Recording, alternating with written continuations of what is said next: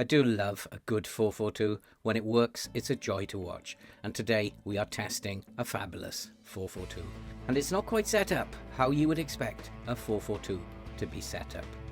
Possibly a new leader on the block. Let's go and kick some balls.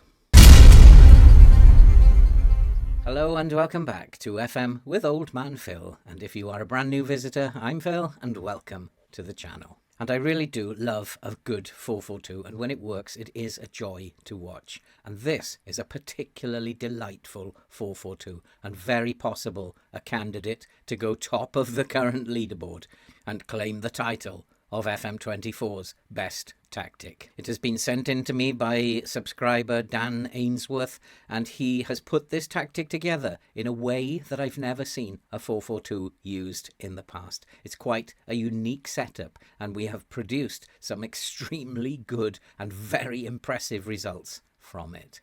But before we go and have a look at how it got on, and we tested it exactly the same as all the others with Manchester City, with Wolves and with Luton, and the results are really impressive.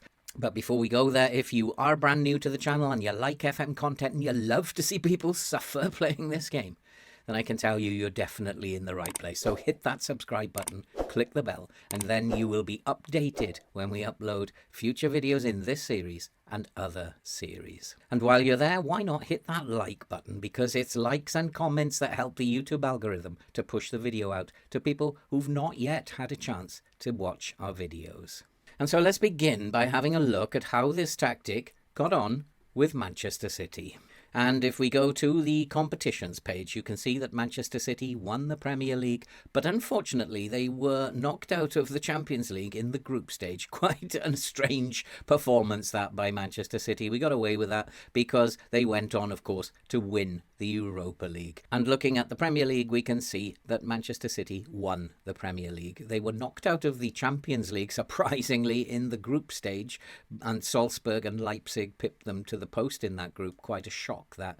But they did go on to win the Europa League, and they beat Liverpool by 1-0 in the final. They won the Carabao Cup and they won the Community Shield. They also won the UEFA Super Cup. So there was a lot of trophies won by this team, and it was a decent enough performance. But of course, they did win the Premier League, and winning the Premier League quite comfortably in the end by 9 clear points. They scored 100 goals through the season, and quite surprisingly for me, they only conceded 27 goals. So defensively, this tactic was absolutely fabulous. They scored 90 points throughout the season and lost only 6 games. And without me needing to tell you, of course, the top goal scorer was Erling Haaland. He scored 44 goals in 38 appearances. Absolutely fabulous performance by him. Of course, he was always going to be the top scorer for Manchester City. So overall, this was a particularly good performance by Manchester City, winning 4 trophies, but unfortunately not the Champions League. And all this meant a total score for Manchester City of 93 out of 100. Remarkable performance, and the highest score for Manchester City by a long, long way. And so now let's go and take a look at how he got on with Wolves. And if we go to the competitions page, you can see that Wolves had a very, very good season using this 4-4-2, which is proving to be a very good tactic from top teams through mid-teams to bottom of the league teams. This is a very, very versatile tactic and seems to be able to be used by most teams. Now, you will notice that Wolves finished in 8th, but Chelsea won the FA Cup, so Wolves will now qualify in the Europa League, which meant a bonus of 20 on their overall score. And you will also see that they were runners-up in the FA Cup, and that meant a bonus of 10, a total bonus of 30 points. They were also knocked out in the semi-final of the Carabao Cup by Liverpool, so they were very, very good. It was a very good, consistent performance across all competitions. And if we look at how they got on in the Premier League, well, they finished in 8th. They scored 54 points from their 38 games, scored 73 goals. But they did concede a lot of goals. Defensively, they were a little frail and conceded 80 goals. But overall, this is a brilliant performance. To qualify for Europe with this Wolves team is quite exceptional. And the top scorer for Wolves, we have to look down a little bit. was Max Kilman. He got 16 goals in his 38 appearances. Again, not great in terms of goal scoring, but you can see that there are 3 Wolves players in this screen. So goals were spread across the entire team. Cunha got 16 goals as well. So it was a joint effort across the team by this Wolves team. And it was very, very good overall performance. I was very pleased with how this tactic was working. And I did watch a couple of the games. And it is a joy to behold when you can get a 4-4-2 to work this well. And this Wolves team, with the bonuses that it collected along the way, scored 91 out of 100. So before we move along and have a look at how this tactic got on in the final test with Luton, might be a good idea to take a look at how the tactic is set up itself. And it is quite a strange tactic. I call it Dan's inverted 4-4-2 because everyone is in inverted fashion. We have 2 inverted wingers, we have 2 inverted wingbacks. And so everybody is coming into the centre of the field when attacking. And I think this is what makes it quite unique and quite successful. And just quickly going through the team at the back, of course, in goal we have a sweeper keeper on defend. He's told to tackle harder. On the right-hand side of defence, you have a inverted wing-back on support, and he is told to tackle harder. On the left-hand side of defence, again, another inverted wing-back on support, who's also told to tackle harder. In central defence on the right, we have a ball-playing defender on defend. He's told to shoot less often and tackle harder. And next to him on the left is a ball-playing defender on defend, who's told to shoot less often and mark tighter. On the right side of midfield, we have an inverted winger on attack. He's told to shoot more often and stay wider. And on the left-hand side of midfield, another inverted winger on attack, who's also told to shoot more often and stay wider.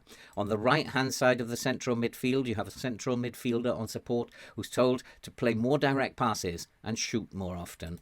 And then inside him on the left is an advanced playmaker on support, and he's told more direct passes and roam from position.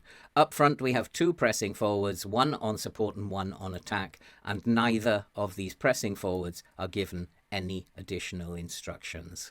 The tactic is very positive in its approach, and in possession we have an attacking width fairly narrow. There are underlaps on the left and right. Play out of defence, the passing directness is shorter and the tempo is slightly higher. Nothing is clicked off in the final third, and dribbling just run at defence. It's a fairly simple, straightforward tactic, but what makes it unique is the 2 underlaps pulling everybody into this attacking area. In transition, it's counter-press and counter, and the goalkeeper is told to distribute across the back line and to take short kicks. Out of possession, we have a higher line of engagement and a higher defensive line, with trigger press set to much more often and prevent short goalkeeper distribution. Nothing else is checked off. If you would like to try out the tactic, I'll leave a link in the description below where you can download the tactic and try it out for yourself. It really is worth giving it a go. And so finally, let's go and have a look at how it tested out with the final team, the bottom of the league team, Luton. And as you can see, Luton also did particularly well, finishing in 12th in the league. They got 42 points from the 38 games. And they were knocked out in the 4th round of the Emirates FA Cup by Cardiff and knocked out in the 3rd round of the Carabao Cup by Blackburn Rovers. But it's in the Premier League where they excelled. And we can see they finished in 12th. Their 38 games, they won 10, drew 12 and lost 16. They scored 52 goals and conceded 76. They also conceded a lot of goals, but you would expect that with a high-line 4-4-2 with a lower league side. But what was particularly impressive was the amount of draws that they got, and it seemed to help them to that 12th position in the table. Top goal scorer for Luton, well, we're going to have to go a little bit down the list here. And as you can see, there's no Luton player in the list whatsoever. The list goes down to 10 goals. And unfortunately, the top goal scorer for Luton only scored 9 goals in the Premier League. And that overall, though, was an exceptional performance again by Luton. This tactic has blown me away. It seems to work well with top of the league teams. It works well with mid-table teams. And it also helped Luton to a 12th place position. And for that, Luton achieved a total of 53 points.